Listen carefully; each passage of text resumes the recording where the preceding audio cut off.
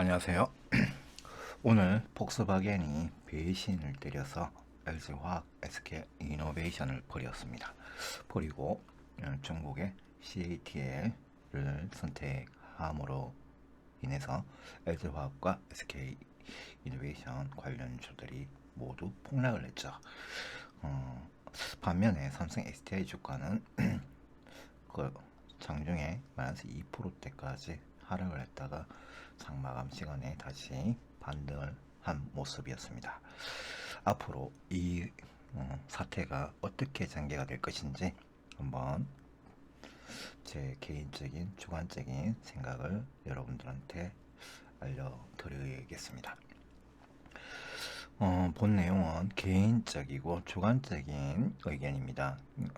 시장 환경에 따라서 시점에 따라서 상승과 하락의 유형은 총 4가지 패턴이니까 요 날짜에 기반해서 어떤 향후에 나오는 돌발 악재나 돌발 호재, 대폭락 이런 개념을 충분히 인지를 하시고 주식 투자를 하시고요.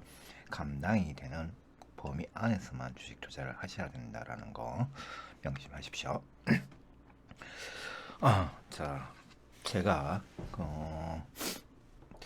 작년 7, 8월 달에 LG화학을 거의 다 팔았어요. 저는 2019년도부터 매수를 시작해서 왜 팔았냐, 그리고 SK이노베이션은 왜 사지 않았냐, 이게 이제 오늘 결과물이 나왔고요. 며칠 전에도 LG화학과 SK이노베이션이 얼마 전에 미국의 이제 ICT 법정 다툼이 있었습니다. 거기서 이 두 기업 모두가 승자가 없어요. 이 재판 과정에서 매우 핵심적인 특허 관련 기밀 사항까지 다 누출이 되는 상황이고, 그리고 거기에 대한 단가 이런 게 모두 노출이 됐기 때문에 얘들이 공격을 당할 가능성이 매우 크다라고 생각을 했고, 생방송 중에서도 제가 가끔 그런 얘기를 했었는데요.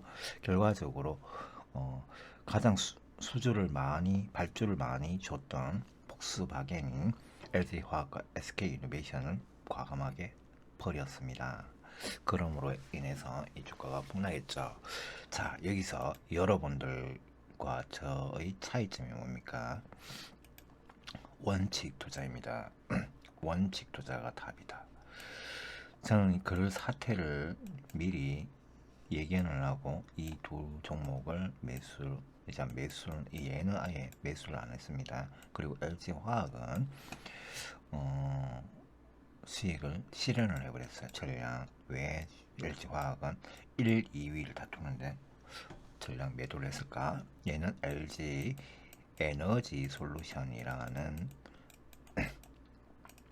종목으로 신상장주가 이제 곧 출연을 하게 되겠죠.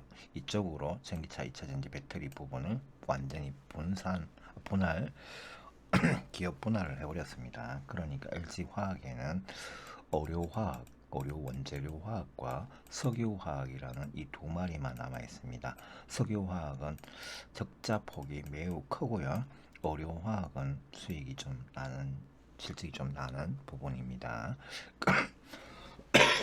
하지만 성장 모멘텀이라는 게 중요하죠. 성장 모멘텀은 여기에 있기 때문에 LG화학은 아니다. SK이노베이션은 LG화학의 특허 침해를 한 이력도 있고 그런 개념이 있기 때문에 얘도 아니다. 결과적으로 저는 삼성 SDI만 선택을 했습니다. 그랬더니 이제 반사 수혜가 될 수도 있다. 뭐 이런 관점인데, 초입부에서 결론을 먼저 내주죠. LG화학과 SK이노베이션을 보유 중이신 분들은 좀 문제가 있다. 그리고 SK이노베이션 또 문제가 하나 있습니다. 판결 내용을 보면 10년 동안 SK이노베이션은 미국 시장에서 상품을 팔 수 없다라고 판결이 났습니다. 아직까지 마지막 구원자가 하나 있어요. 구원 투수 누구냐? 바이든인데, 바이든이 미국 대통령 명령권으로 이제 SK이노베이션 조지아 공장을 가동할 수 있게끔 행정명령을 하면은 거부권 행사를 하게 되면 가능합니다. 가능한데 이게 될 수도 있고 안 될 수도 있잖아요. 그 상황에서 또 악재가 2차 악재까지 터졌죠. 그러니까 만약에 안 된다고 하면 SK이노베이션은 정말 힘들어지는 종목이 되겠죠. LG화학은 SK이노베이션 그 상황에서 어떻게 극복할 수는 있지만 LG화학은 더 힘들 수가 있습니다. 왜? 이 LG 에너지 솔루션이 상장을 하게 된 순간에 LG화학이 어떻게 될까를 충분히 고민을 해보시기 바랍니다. 결론은 이미 이제 답해드렸죠. 자, 위기는 기회인데요. 자, 위기도 있고 기회도 있다. 이 구분을 하셔가지고 올해 안에 돈이 필요하면 제가 2차 전지 배터리 관련주들이 전체적인 악재형으로 지금 인지를 하고 있는 것 같아요. 여기서 삼성 SDI, 현대차 그룹 쪽 이것도 일종의 전기차도 있고요. 수소차도 있잖아요. 그리고 2차 전지 배터리 관련 ETF들이 있죠. 인덱스 펀드. 요 세 그룹들은 올해 안에 돈이 필요하시면 얘네들 빼고 나머지를 처분하시는 게 맞지 않나. 당장, 그쵸, 당장. 아까 앞부분에서는 LG화학, SK이노베이션 같은 거는 매도를 하시는 게 맞다. 그리고 제 개인적인 의견이지만 한번 객관적으로 한번 생각을 해보셔야 됩니다. 주가가 빠진 후에 급락한 후에 이게 반등을 계속 해줄 수 있냐 없냐를 이제 객관적으로 한번 따져봐야 되는데 이게 빠진 이후에 엄청나게 길게 빠지다가 길게 옆으로 가다가 5월 12일이 되면 공매도 해제가 되죠. 거기서부터 또 악재 종목에는 공매도가 또 들어오기 때문에 이때부터 또 2차 하락이 나올 수 있죠. LG화학과 SK이노베이션은. 그러니까 매우 조심해야 되는 구간입니다. 지금 뭐 이게 긴가민가한 자세로 이렇게 버티고 있을 자리가 아닌 것 같아요. LG화학과 SK이노베이션은. 단기적인 자리는 양호할 수 있지만 기술적 반등 이런 거는 가능할 수 있지만 중단기적으로는 좀 힘들 수 있다. 이들 종목은 오히려 좀 반사이익주가 될 수 있죠. 그렇죠? 얘네들 빼고 자 진짜 중장기 투자를 승부를 보시려면 요종 앞부분에서 말하는 LG화학이랑 SK이노베이션 그리고 SK이노베이션하고 LG화학의 개별적으로 독, 독, 독주적으로 그러니까 과점형으로 한 개 회사의 독과점 형태로 납품하는 회사들도 다 문제가 생긴 겁니다. 지금.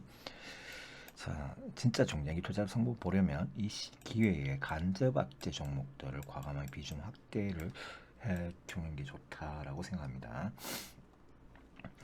단 전기차 친환경 섹터는 일단은 50% 70% 이내만 유지를 하시는 게 좋다.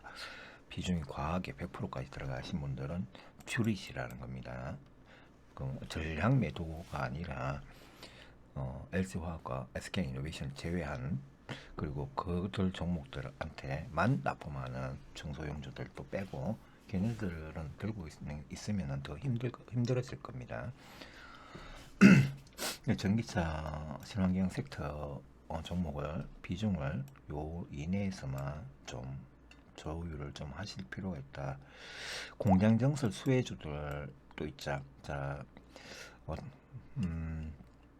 LG화학과 SK이노베이션을 버리고 복스바겐이 유럽의 노스볼트와 합작으로 공장을 2기 지금 진행 중인데 6개로 늘리고요. 향후에 그 다음에 CATL하고도 이제 중국산 하고 있기 때문에 이 공장 증설, 그 다음 총방전 설비 기업들한테는 얘네들 다 수혜를 받는 기업들이 있을 겁니다. 얘네들은 오히려 좋을 수가 있다. 그렇죠? 필수 특수 부품은 더더욱 좋을 수 있습니다. 동박 부분이나 전사적 원재료라는 거는 이 한 기업한테만 납품하거나 두 기업한테만 납품하는 게 아니라 얘들 그 동박 같은 경우에는 전 세계 모든 2차 전지 배터리 쪽에는 다 들어가거든요. 그렇죠? 다 들어간다. SK식, 두산솔루스, 뭐 파나소닉, 무라타, 어, 중국 기업도 하나 있는데 그 생각이 안 나네요. 그리고 일진머티리얼즈 요런 기업들은 이 모든 기업들한테 납품이 됩니다. 납품이 되고 물량도 거의 딸리는 상황이에요. 그러니까 물량은 충분히 공급을 할 수 있죠. 얘네들은 악재하고 크게 관계가 없다. 그리고 전사적 원재료라는 거는 예를 들어 LNF 같은 종목들은 LG화학이나 LG화학 같은 대형 기업들한테 납품을 거의 절반 이상 하잖아요. 이런 기업들은 정말 치명적일 수 있죠. 근데 포스케미칼 같은 경우에는 칼트에도 이제 CATL이나 뭐 테슬라, 뭐저 LG화학, SK이노베이션, 삼성 SDI 이런 데 다 납품을 하죠. 그러면 약간 양호한 거죠. 그렇죠? 양호합니다. 일시적인 과락은 나갔다가 다시 반등을 할 가능성이 있다는 겁니다. 이 부분에서 충분히 인지를 하시고 대응을 하시고, 그리고 평단가가 낮은 것을 굳이 다 매도하실 필요는 없겠죠. 어느 정도의 뭐 현금이 필요하시다 보면 이런 종목들은 일본을 남겨두고 매도를 하셔서 필요한 자금을 쓰시기 바랍니다. 자, 오늘 어제 뉴스가 요 뉴스 때문인데요. 참, 이 뉴스를 보면 폭스바겐이 K 배터리 LG 에너지 솔루션 SK 이노베이션을 버리고 CATL로 갔다라는 얘기입니다. 갔는데 사실상 아직까지는 아니에요. 정확하게 말하면 2023년부터 단계적으로 적용한다. 그리고 실제 공장 자기들 어, 어, 직접 운영하는 직판 시스템은 어떻게 직생산은 2027년부터 30년 좀 돼야지 가동이 가능합니다. 그리고 제가 장담하건데 복스바겐 이거 나중에 큰 코 다칠 겁니다. 왜냐면 오늘 이 결정이 이게 덕이 되는 게 아니라 CATL이 인산철 중심이고 저가형이죠. 그렇죠? 그리고 이 2027년 30년도부터 완공 라인을 돌리면 삼성 SDI나 LG화학이나 SK이노베이션이 기술력이 일단은 먼저 선점을 한 상태이죠. 그리고 칼트 같은 경우, CATA 같은 경우에는 인산철 중심이고 얘들하고 약간 좀 다릅니다. 얘는 저가형입니다. 저가형. 그리고 얘는 약간 그 환경 기준 있죠. 탄소 배출권. 이 환경 기준에 적합하도록 만들고 있습니다. 근데 CATL은 유럽이나 미국에 적합한 그 시스템이 아직까지 아닙니다. 아니고 어, 중국이라는 사회가 투명성이 굉장히 부족하죠.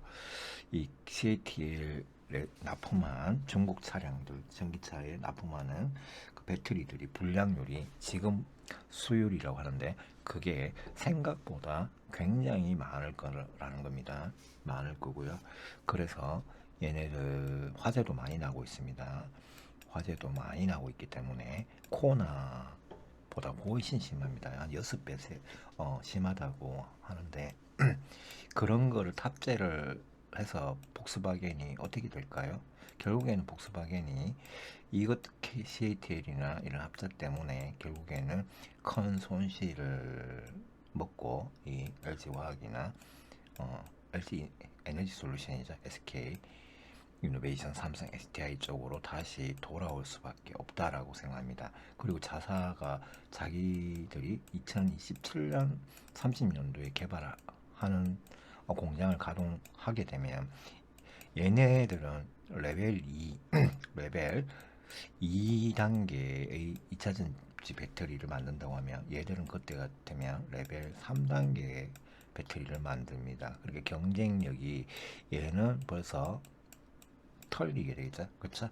그리고 얘들은 이제 삼성 SDI 같은 경우에는 전고체 배터리도 그때쯤부터 나올 가능성이 있는데 그런 관점에서는 폭스바겐이 요번에 큰 실수를 했다고 생각합니다. 저는 큰 그림을 봤을 때 그러니까 지금은 뭐 크게 걱정할 필요는 없고 단기적인 악재는 맞다 정도입니다. 그렇죠? 여기서 이제 앞부분 조금 이야기했는데요. 폭스바겐의 포지션을 보면요. 왜 갑자기 중국산을 선택을 했냐 이 부분을 좀 짚고 넘어가야 되는데 현대차, 삼성 SDI는 호재다. 요 앞부분에 그 부분을 연결시켜서 말씀드리면 LG화학은 대형 악재이고요. 그렇죠? LG 에너지 솔루션은 나쁘지 않다. LG화학 어차피 우리는 주식 투자하는 사람이잖아요. 이걸 하나로 묶어서 보면 안 됩니다. 왜냐하면 주식 어차피 LG 에너지 솔루션 상장한단 말이에요. 그렇죠? 뭐 연말이나 올 중상반기, 뭐 중하반기 이때쯤 아니면 내년쯤 상장을 한다고 하는데 LG화학과 완전히 다른 회사가 되는 거죠, 그렇죠?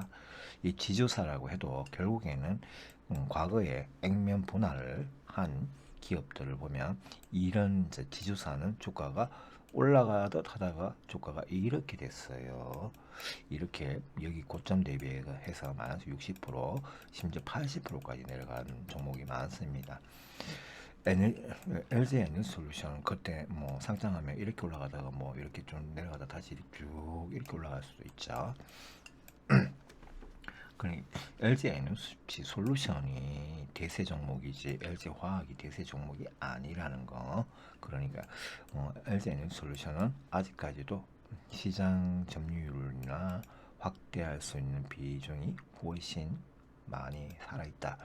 SK 이노베이션은 도박주가 됐다. 앞부분에 한번 이야기했죠. 바이든 행정명령에 따라서 다르다. 그렇죠.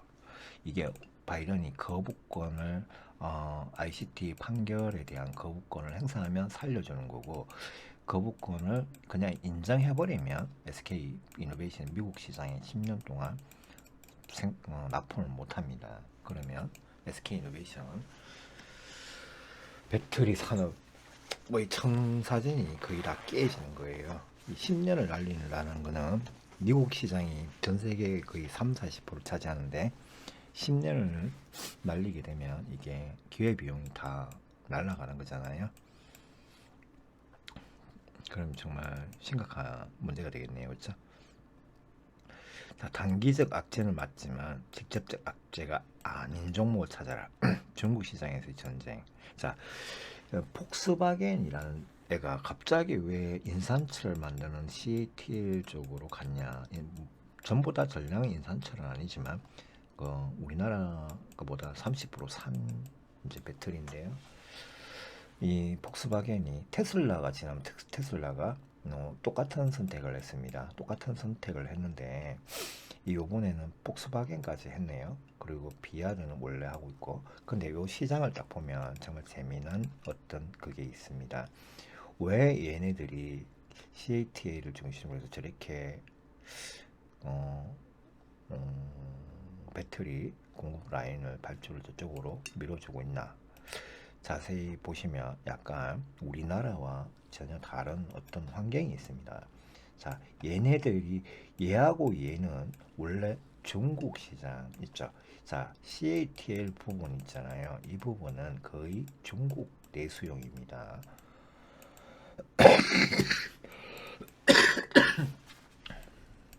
자, 중국 내수용인데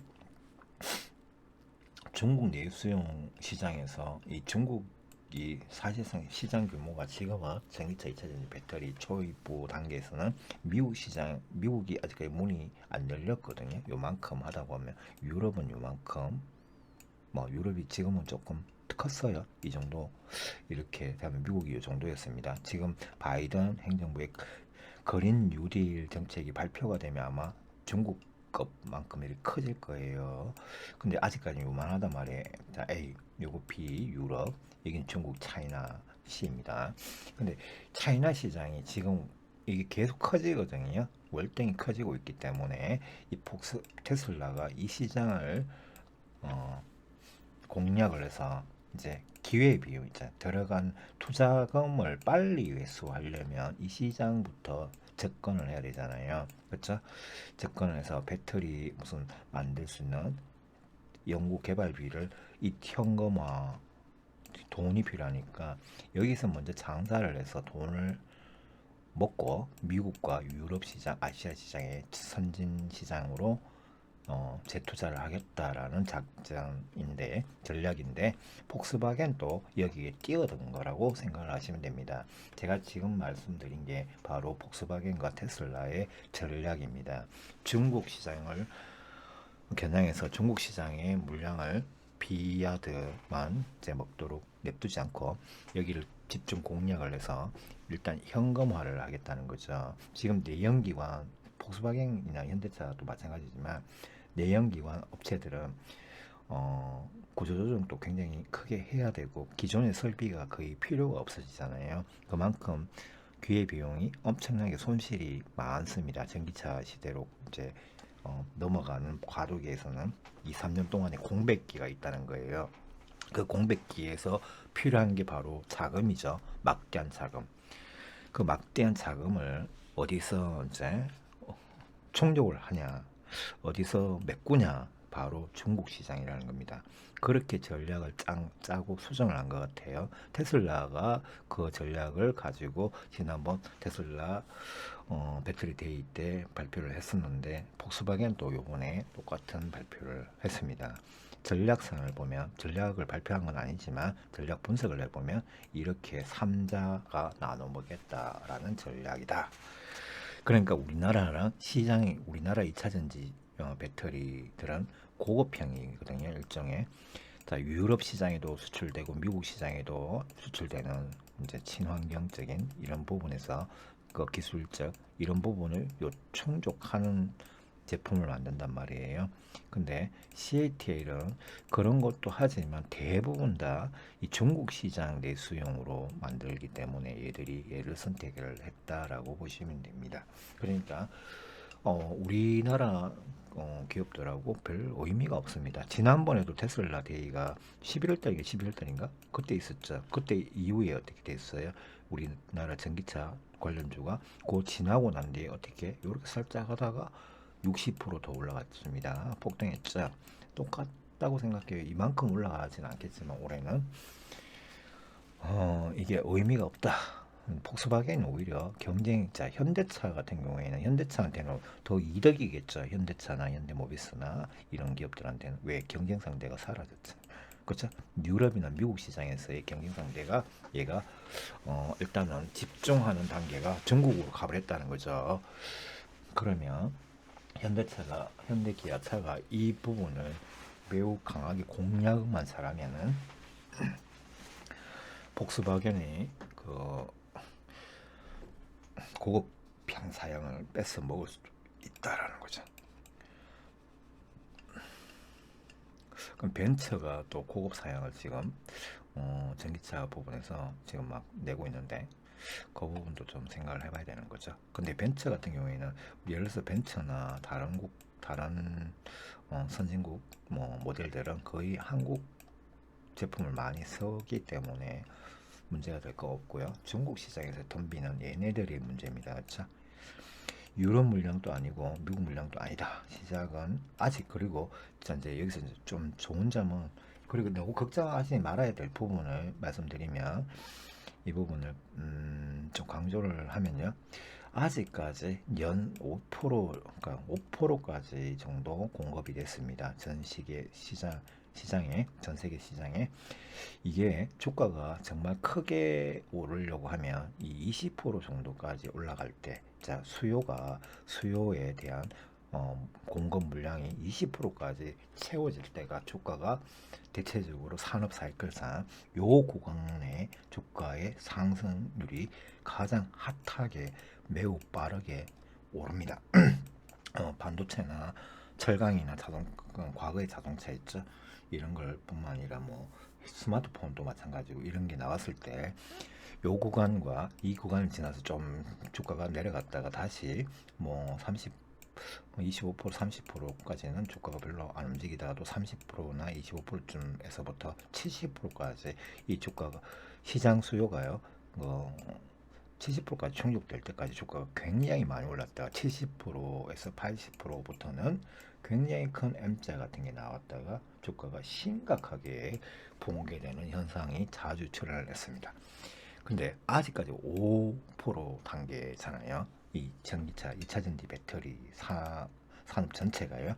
그렇기 때문에 아직 중장기적 투자, 초장기적 투자의 투자자라면 지금은 그냥 아무 지나가는 산들바람 정도다.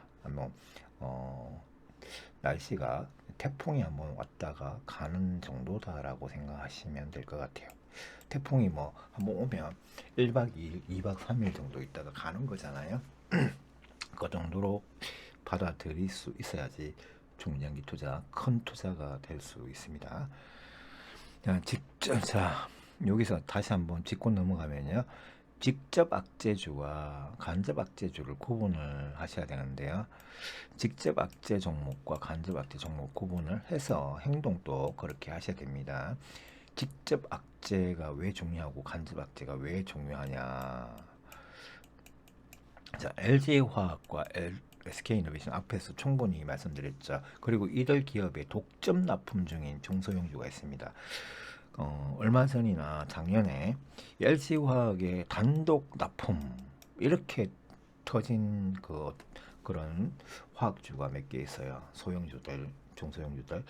그런 기업들이 주가가 막 300%, 400%막 올라갔는데 그 기업들 같은 경우는 지금 굉장히 위험할 수 있다는 거죠. 얘가 수주를 놓쳤다고 하면 얘가 갑자기 얘가 17% 가면 처음에는 4%좀 가다가 갑자기 투매 물량이 나오면 이 심각하게 얘들이 더 많이 폭락할 수 있습니다. 그리고 5월 달쯤 돼가지고 공매도가 들어오면 굉장히 더 까질 수 있죠.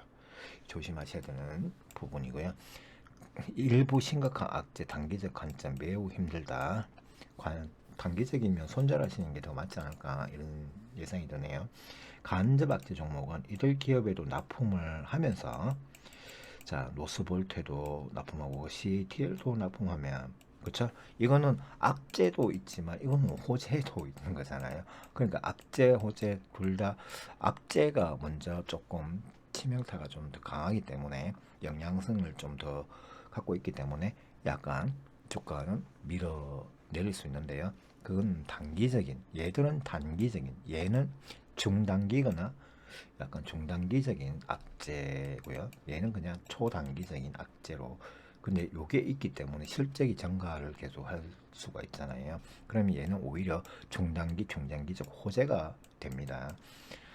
얘는 다시 이렇게 탁 내려가다가 갑자기 막 급등이 할 수 있다는 얘기입니다. 얘들은 오히려 비중 확대하는 게 좋죠. 내려갔을 때. 자, 그 외에 상대적 수혜주가 있다. 이게 시장에서의 희소성 법칙인데요. 우리나라 3대 대장주 있죠. 3대 대장주는 뭐예요? LG화학과 SK이노베이션. 여기 하나 없는 게 뭐예요? 삼성 SDI죠. 그렇죠? 삼성 SDI. 그럼 얘는 오히려 상대적 수혜주죠. 왜? LG 이제 게임이 스마트한 게임이들, 똑똑한 게임이들, 큰손 투자자들은 LG화학, SK이노베이션을 들고 있을 수 있을까요? 그리고 얘들을 투자를 할까요? 얘들을 안 하고 2차전지 배터리는 어차피 10년, 20, 30년 성장하는 산업이기 때문에 투자는 한단 말이에요. 그리고 펀드에 계속 들어오잖아요. 그러면 결국 악재가 없는 기업들을 선택을 하겠죠. 예, 그렇죠? 얘를 선택하게 되면 희소성의 법칙에서 과거에는 LG화학, SK이노베이션, 삼성 SDI의 이제 기관 투자가 골고루 이렇게 40대 30 이런 수준으로 들어갔다고 하면요. 지금은 오히려 삼성 SDI가 여기서 약간 우위를 점할 수 있다. 40, 얘가 30이었는데 지금은 40이거나 50, 60까지 투자가 되고 나머지 얘들을 이렇게 될 수 있겠죠. 그러니까 얘가 오히려 상대적인 주가 상승률이 더 좋을 수 있다. 특히 삼성 SDI 우 같은 있죠. 삼성 SDI 우 같은 우선주가 더 혜택을 볼 수 있다는 거죠. 지금은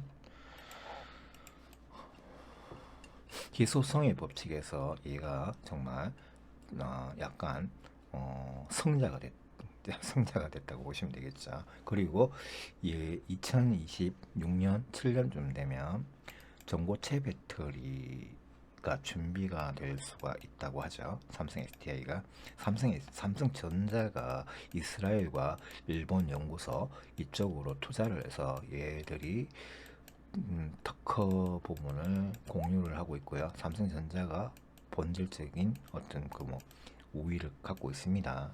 신기술 쪽에서 삼성전자가 SDI 주면 얘들이 그걸 기반으로 해서 전고체 배터리를 상용화하는데 가장 빠르지 않겠나 생각합니다.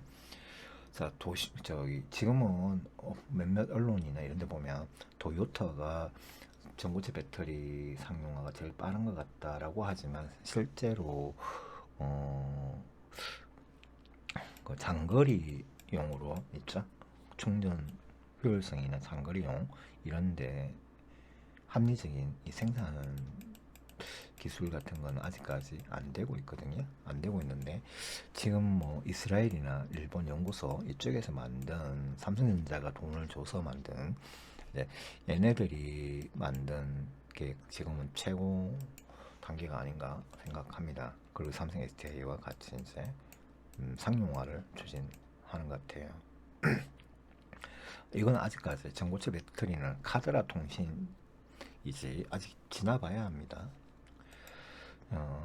자, 각자 투자 목적과 기간 있죠.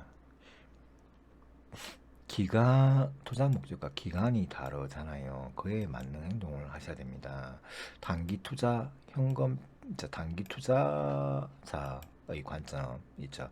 단기 투자자의 관점과 내가 특정한 시기 안에까지 현금이 필요한 시점이라고 하면, 자, 5월달, 6월달, 뭐 늦으면 7월달, 8월달에도 그 전에 돈이 필요하신 분들은 어떻게 해야 합니까? 이런 시기에 악재가 터졌잖아. 그러면 반드시 행동을 하셔야 됩니다. 맞죠? 이때까지 재상승 못하고 공매도 5월 12일자 터져가지고 계속 밀고 석 달 밀고 가다가 MSCI 지수 10월 달에 또 있는데 그때 한 번 더 밀면 이거는 정말 박살나는 거죠. 그거 생각을 하시고 이때까지 필요한 자금이라면 지금 필요한 만큼 팔아서 은행으로 보내놓으셔야 된다는 거. 그렇죠? 이 직접 관련주 말하는 겁니다. 앞부분에서 직접 관련주 얘네들 관련주들은 확인하시고요. 자, 중장기 투자자라면 오히려 반사이익주 비중 확대해라. 반사이익주 앞부분에서 말씀드렸잖아요.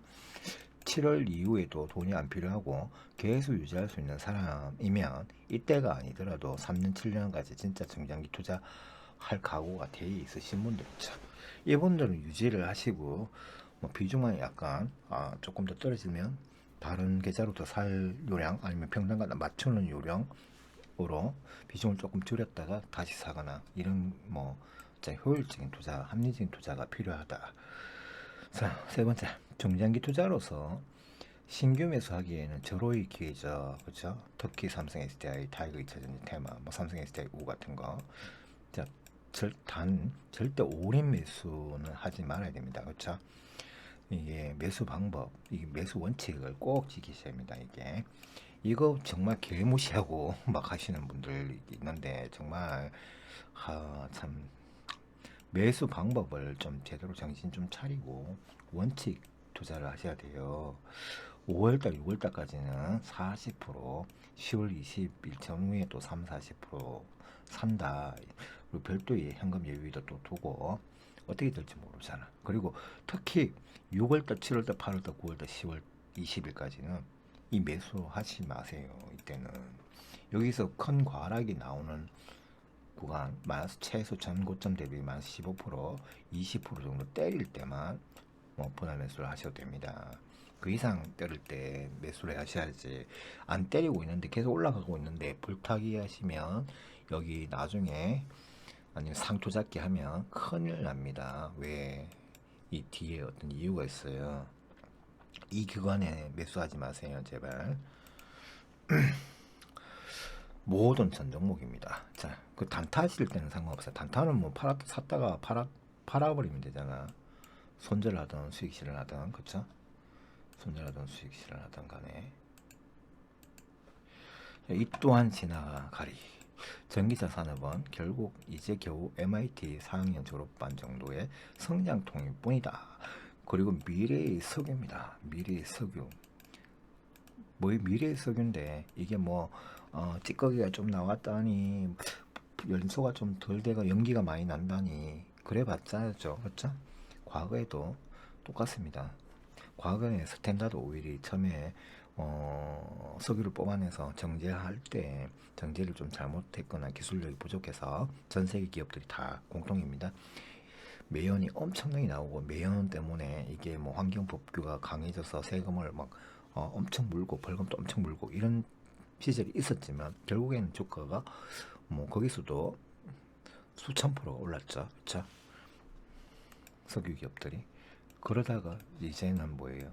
미래의 석유는 어디로 넘어왔다? 2차 전지 배터리 그리고 수소 연료 전지 이쪽으로 넘어왔다는 거죠. 넘어가고 있는 큰 그림을 보셔야 됩니다. 미래 사회를 보면 미래의 내 주가 위치가 보입니다. 지금 현재 여기 휘둘리지 말고 정말 이렇게 가는 엄청나게 가는 있죠. 여기를 보셔야지. 여기 요 꼴랑꼴랑이 한 10% 20% 왔다 갔다 하는 거에 어, 휘둘리다 보면 결국에는 다 털리고 난데 이 1000%, 2000%, 3000% 올라가는 이 큰 수익을 함께 동반하지 못하죠. 이런 부분을 충분히 여러분들이 인지를 하시고 투자를 하셔야 된다는 거. 그 큰 그림의 주인공이 되려면 크게 생각을 하셔야 되고 길게 기다려야 할 필요가 있다. 그리고 효율적인 투자, 원칙 투자로 효율적인 투자를 하셔야 됩니다. 원칙 투자, 효율적인 투자. 자, 이게 원칙 중에 하나예요. 미래 성장이 미래 산업의 대장 산업을 믿어라. 이제 겨우 5%입니다. 아직 갈 길이 95% 남았어요. 그만큼 상승 여력도 남았다고 보시면 됩니다. 이제 5% 올라가지고 5% 정도의 수요 공급 때문에 시장이 이렇게 커졌는데 이 95%면은 지금 시총이 여기서 5%면 시총이 만약에 50조라고 하면요. 50조라고 하면 이까지 95%면 이게 얼마 몇 배가 되는 거죠? 대충 계산해서 5, 25, 25%가 되면 5배죠. 그렇죠? 5배면 시총도 5배까지는 아니더라도 최소 3배에서 뭐 4배 될 수가 있잖아요. 그러면 3, 5, 10, 그 3, 5, 15, 150조. 지금 현재 삼성 SDI 기준에서 보면 150조, 뭐 200조까지도 클 수 있다는 거죠. 그렇죠?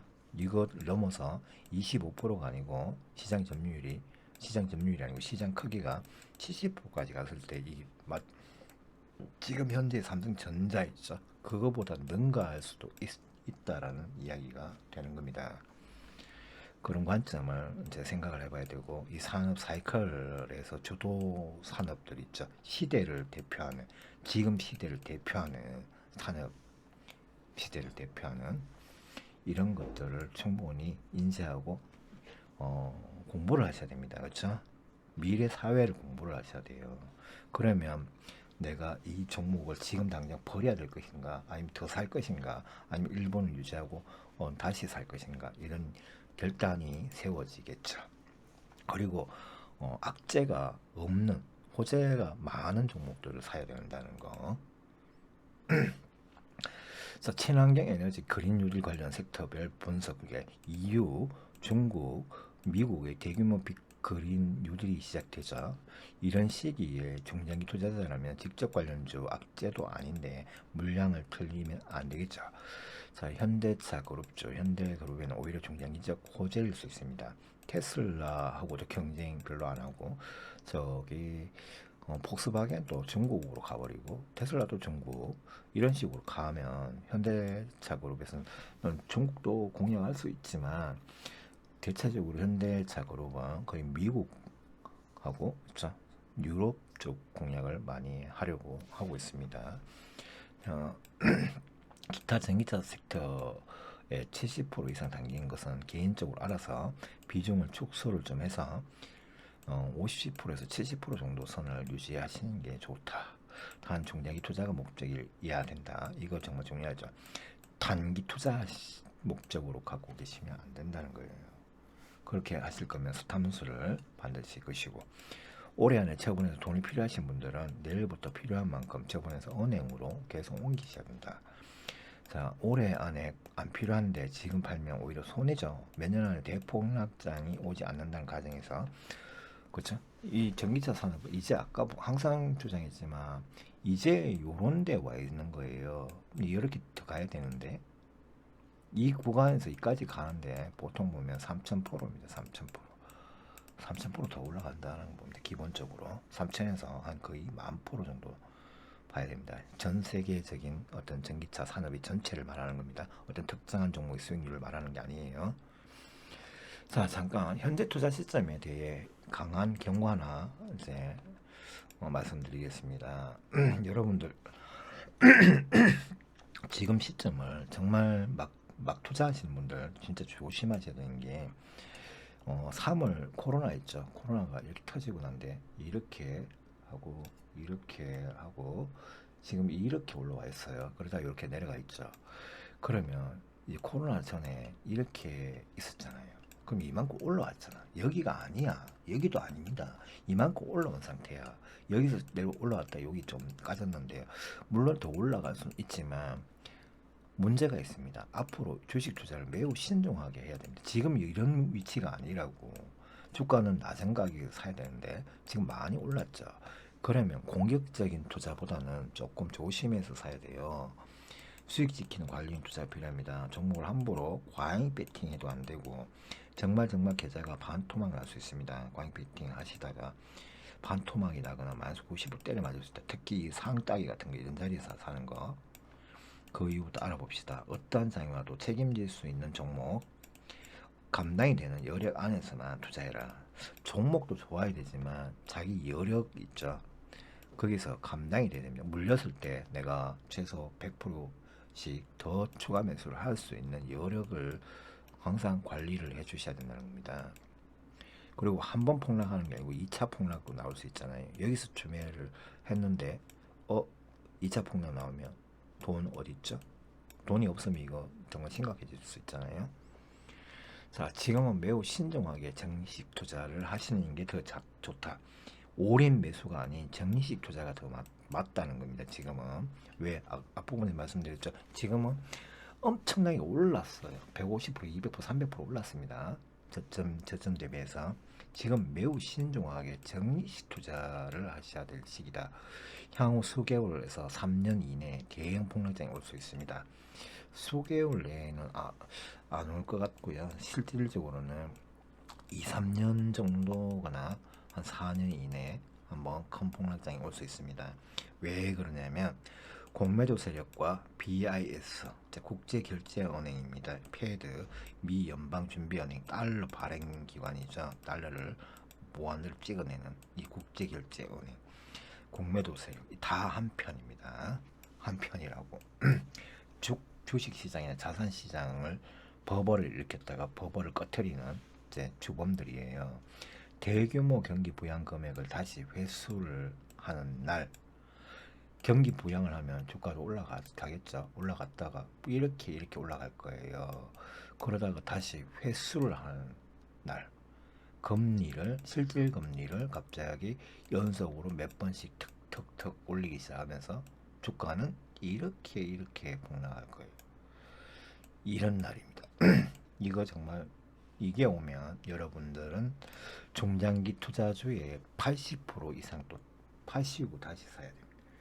제가 이제 80%뭐 적으면 70% 현금화 하시고 70%는 나머지 다시 여기서 사시는 게 좋다고 생각합니다. 물론 이 예전부터 사시는 종목이 있잖아요. 4만 원. 예를 들어서 18만 원인데 지금 4만 원에 샀다. 이게 까져봤자 이거 얼마나 가지겠어요? 그렇죠? 한 6만 원 가질 수도 있고 7만 원까지 가질 수 있는데 이건 영원히 못 사잖아.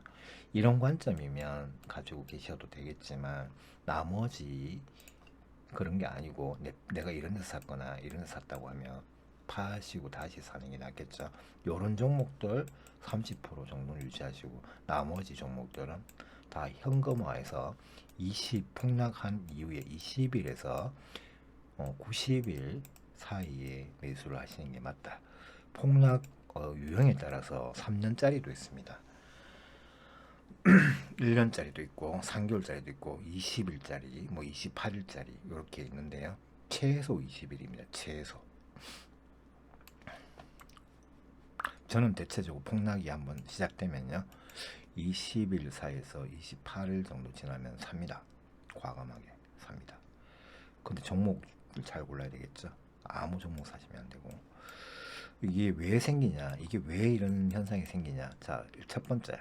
대규모 경기 부양은 결국 심각한 인플레이션, 자, 물건값은 치솟고 화폐가는 계속 내려간다는 이야기죠. 돈이 많이 풀리니까 화폐 가격이 폭락하면 물가가 상승한다는 거죠. 그런 개념, 그 금리 상승을 일으킵니다. 결국에. 그렇죠?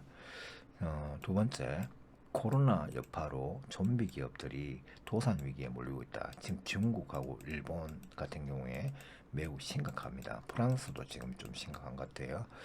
좀비 기업, 이제 신용 등급이 BB이면 정크본드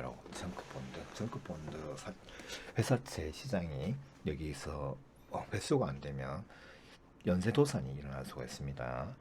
특히 중국, 일본 기업들 정말 좀 심각한 기업들 많고요. 한국에도 좀 있습니다. 자, 세 번째, 무분별한 가계대출 경제가 코로나로 풍지박살날 위기가 있죠. 코로나가 계속 심해지면 장사를 못 하잖아. 그럼 대출을 무한대로 계속 유지를 해줄 수가 없죠. 정부가. 어느 순간에 이제 회수가 들어가고 2주택자거나 뭐 1주택자라도 이게 고액 아파트 30억 뭐 이런 20억 이상짜리 뭐 7억 이상짜리 이런 거는 회수를 하겠죠. 부분 회수라도 해야 되니까 하게 되면 이게 연쇄도산적으로 부동산도 폭락이 오고 주식도 폭락하고 굉장히 심각한 복합적인 문제가 생길 수 있습니다. 그렇죠? 이건 거의 뭐 대공황에 가까운 이런 폭락이 이제 연쇄도산으로 생길 수도 있다. 자영업자들이 주식과 부동산에 올인하고 둘 중 하나라도 과락하면 금융권 연쇄도산까지 이어질 수 있죠. 이런 대공황이 올 수도 있는 상황이 지금 돼버렸죠. 코로나가 빨리 끝나야 되는데 이게 안 잡히면 이런 상황이 올 수 있다. 이제 코로나 백신과 치료제가 키입니다. 이 부분은 빨리 나와야 돼. 또 이게 1년, 2년 장기화되면 정말 크게 문제가 될 수 있습니다. 네 번째, 그 폭락장을 충분히 염두에 두고 방어용 투자를 하셔야 된다. 그렇죠? 여차해서 위험하다 싶으면 현금화를 해서 하시고 더 위험해지면 뭘 해야 될까요? 저는 이제 금사라고도 못하겠고요. 금도 지금 약간 폭락 추세고 달러를 사야 될까? 달러도 오히려 900달러가 떨어질 수도 있다는 주장을 하신 분도 많더라고요. 원자재 있죠. 원자재 선물이 오히려 더 좋을 수 있다고 합니다. 원자재 선물. 이건 좀 전문가 영역이라서 여러분들 하기가 좀 힘드실 거예요. 그냥 현금을 갖고 있으시는 게 제일 좋을 수도 있습니다. 현금. 뭐 인버스 같은 것도 대안이긴 한데 인버스는 이것도 매도와 매수 시기를 적당히 맞추셔야 되는데 못 맞추면 손실이 엄청 커집니다. 매년 6월 중순, 7월, 8월, 9월, 10월 중순까지는 주식 투자를 하진 말라. 단기 투자 단타를 하셔도 됩니다. 손실이라도 손실을 각오하는 투자죠. 이 단타는 중단기, 중장기 투자로 여기서 진입하시면은 요 뒤에 풍랑장 오면 못 막아요. 못 막습니다. 다 손절하셔야 돼요. 그러니까 6월도 7, 8, 9, 10월 달은 매수를 하지 마셔야 된다. 중단기 스윙, 단타는 상관없지만 중단기, 중장기 투자로 진입을 하시면 안 된다는 겁니다. 저는 펀드도 이달에는 적립식도 이달에는 안 넣어요. 6월 중순 이전에 넣고요. 10월 중순 이후에 9월 하순에 한번 과락하면요. 그걸 10월 달에 10월 20일 후에 돼서 11월 달 상황 뭐 이런 상황을 좀 지켜보고 거기서부터 넣지. 이달에는 절대로 하지 않습니다. 특히 7, 8, 9월 달은 7, 8, 9월 20일까지는 아예 주식을 안 삽니다. 여기서 주식 이거는 거의 뭐 매년 똑같습니다. 7, 8, 9월 달에 주식 하시는 분들은 쪽박 차기 딱 좋습니다. 이때는 주식 투자하시면 안 돼요. 단타 하셔도 상관없어요. 단타 종목은 상관없죠. 단타 종목은 뭐 약수익 내고 바로 파는 거니까 그걸 떠나서 이걸 중장기 투자하겠다고 하면서 이때 사시는 거는 정말 우매한 행동이에요. 자, 오늘 방송은 여기까지인데요. 지금 시간이 51분 걸렸네. 자, 앞부분을 충분히 다시 돌려보시고 궁금하신 점 있으면 뭐 메일을 주시던가 카톡을 하시던가 전화를 주시고, 그리고 제가 다 정답은 아닐 거예요. 그렇죠? 정답은 아니지만 여러분들이 객관적으로 다양하게 다른 분들 의견도 충분히 들어보시고 충분히 이제 원칙 투자, 원칙을 지키는 투자를 하시기 바랍니다. 돈을 내 수익금을 지키는 거, 내 본전가를 지키는 매매가 좀 중요합니다. 수고하셨습니다. 좋은 하루 되시기 바랍니다.